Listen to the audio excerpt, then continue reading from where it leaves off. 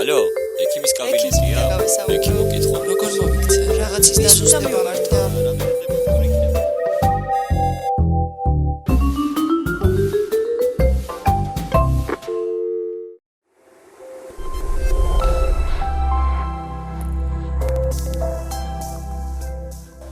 თირკმლის ქრონიკული დაავადება განისაზღვრება როგორც თირკმლის სტრუქტურული ან ფუნქციური დაზიანება, რომელიც გრძელდება 3 თვეზე მეტი ხნის განმავლობაში, ახასიათებს სტადიურობა, დროთა განმავლობაში პროგრესირებს და გავლენას ახდენს ადამიანის ჯანმრთელობაზე.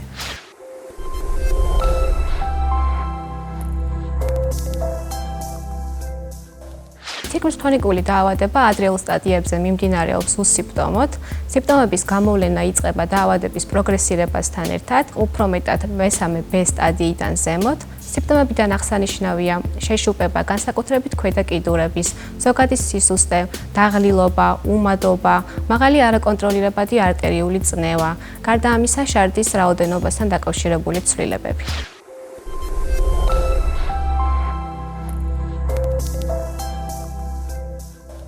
სტატისტიკურ მონაცემებს თუ გადავხედავთ, დაახლოებით 850 მილიონი ადამიანი არის დაავადებული თირკმლის ქრონიკული დაავადებით. ეს არის ჯანმრთელობის გლობალური პრობლემა, სწორედ ამიტომ დიდი მნიშვნელობა აქვს მის ადრეულ დიაგნოსტირებას. არის გარკვეული მდგომარეობები და დაავადებები, რომლის დროსაც აუცილებელია თირკმლის ფუნქციის მუდმივი მონიტორინგი. მათ შორის ყველაზე გავრცელებულია შაქრიანი დიაბეტი, არტერიული ჰიპერტენზია, გულ-სისხლძარღვთა პათოლოგიები, სიმსუქნე, სისტემური ავტოიმუნური დაავადებები და ნეფროტოქსიკური მედიკამენტების ხანგრძლივი არაკონტროლირებადი გამოყენება.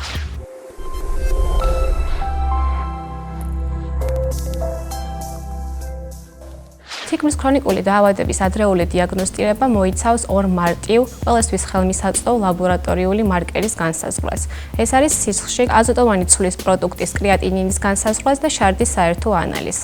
შარდის საერთო ანალიზი ჩვენი ინტერესის სფეროს წარმოადგენს ცილის არსებობა. ყველაზე კარგ შემთხვევაში უნდა იყოს განსაზღვრული ალბუმინ კრეატინინის თანაფარდობა.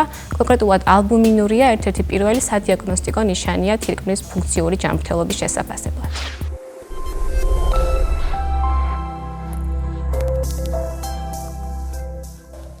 ინსტრუმენტულ გამოკვლევებს ერთ-ერთი მნიშვნელოვანი როლი აკისრია თირკმლის დაავადებების დიაგნოსტირებაში. ისინი საშუალებას გვაძლევს შევაფასოთ თირკმლები ვიზუალურად, შევაფასოთ მათი ფორმა, ზომა, სტრუქტურა, გამოვავლინოთ ისეთი ცვლილებები, როგორიცაა კენჭების, ცისტების თუ სიმსივნის არსებობა. კლინიკა ახალი სიცოცხლე აღჭურვილია უახლესი ტექნოლოგიებით, სადაც პაციენტებს საშუალება აქვთ ჩაიტარონ როგორც ლაბორატორიული, ასევე ინსტრუმენტული გამოკვლევები, რომელიც მოიცავს როგორც ულტრაბგერით გამოკვლევას, ასევე უახლეს ციფრულ ხელოვნური ინტელექტით აღჭურვილ 3 ტესლა სიმძლავრის მაგნიტორეზონანსულ ტომოგრაფიას და კომპიუტერულ ტომოგრაფიას.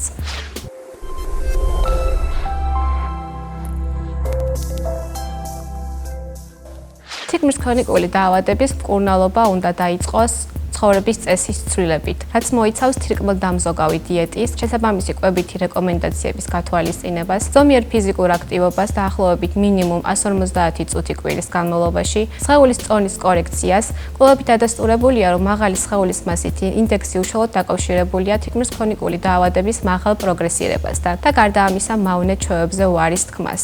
ინტეგრირებული მიდგომა, რომელიც თავის თავში გულისხმობს სწორედ ცხოვრების წესის ცვლილებას, შესაბამის მედიკამენტოზურ თერაპიას, საშუალებას გვაძლევს შევანელოთ თირკმლის ქრონიკული დაავადების პროგრესირება და შევამციროთ გართულებების რისკი.